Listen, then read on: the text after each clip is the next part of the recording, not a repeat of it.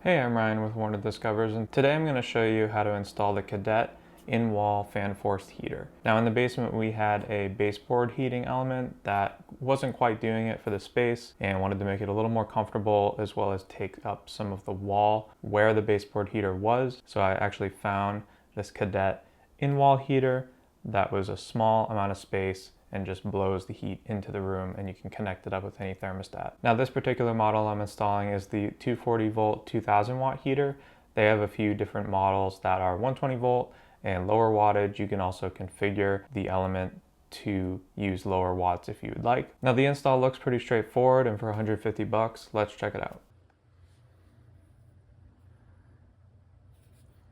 Now I got the wall can in, just jammed it a little bit there, but it's in and secured to the stud on the right. Now because I have access to the other side of the box here, I'm going to put one of these in and then push the Romex through.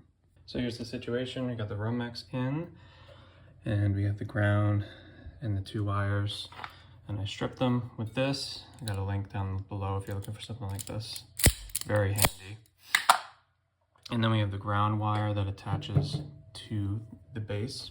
And then we have the heater. This is the 240 volt heater, so there's no neutral. Both of them you can connect to either of these two.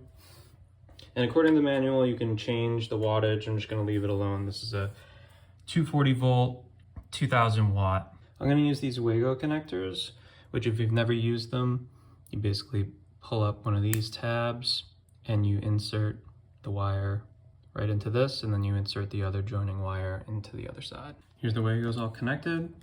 And the nice thing about this is it supports up to 12 gauge. So this is the max it can support, and 20 amps. So this is a 240 volt, 20 amp circuit. So this is supported. Now I put the heating element in and just tucked in the cables over to the right hand side and attach this screw.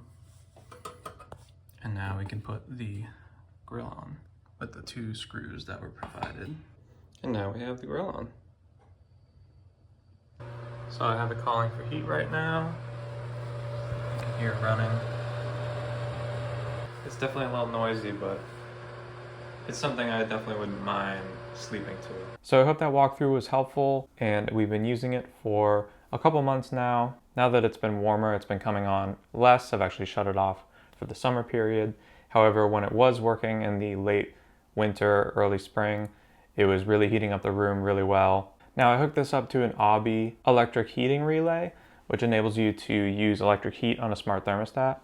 So if you're looking for a different video that covers that, I covered the installation for that, but I did utilize the Obby for this install. So the heating element goes to the relay, and then the relay connects to the Ecobee. And if you're looking for a link for the Obby, I'll have it in the description along with the other video I used to cover how to install that between your thermostat and your electric heating element. So far it's been working great. As you can see in the last shot, it is just a little bit loud. It's definitely something I wouldn't mind sleeping to. And clearly it's a lot different than a completely silent baseboard heating element. So let me know if you have any questions, and I hope this helped anybody looking to do a similar installation. Thanks for watching.